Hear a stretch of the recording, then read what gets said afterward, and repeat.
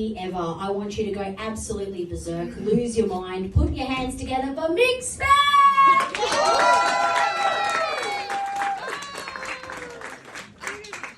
Evening everyone, how are you going? Yeah. First off, I'd like to acknowledge the traditional owners of this land and pay respects to their elders past, present and emerging, and also the future owners of the land, this guy right here.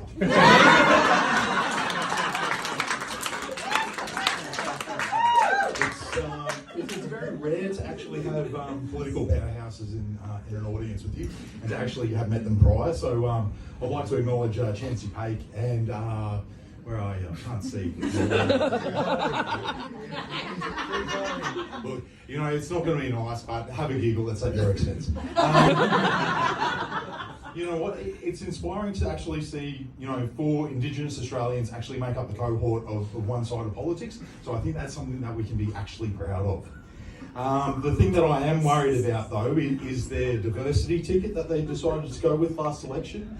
I mean, it was brave, but I personally wouldn't put a Nazi sympathiser.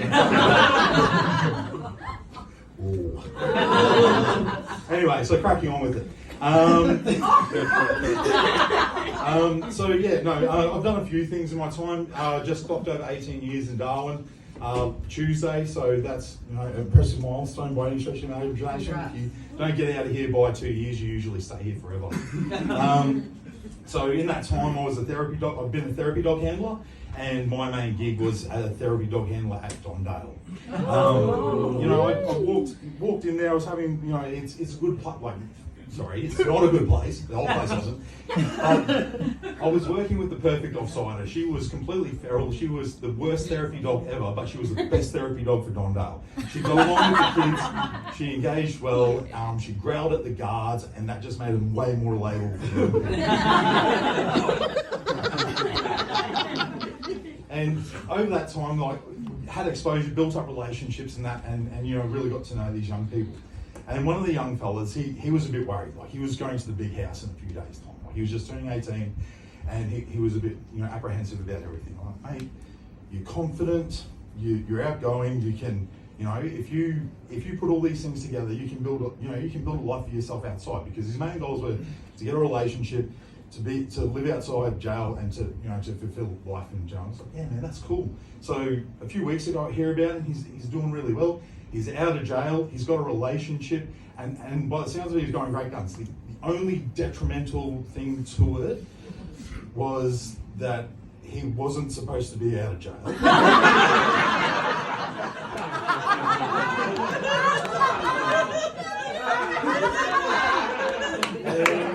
The relationship that he fostered was with his parole officer.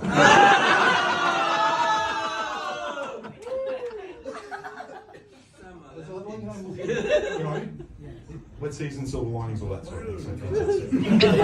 You know, and it's from this, like, you know, the territory sort of, you know, carries the weight in the Australian identity. Okay, like, I'm doing really terrible for eye contact. It really does feel like my first time.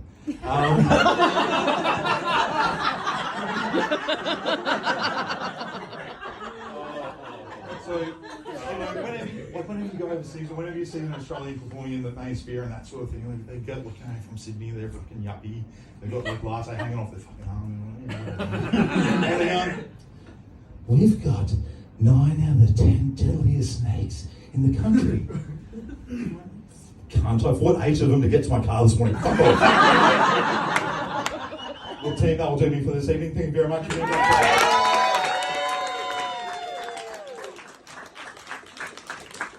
Please take everybody. First time ever doing comedy, let him hear it.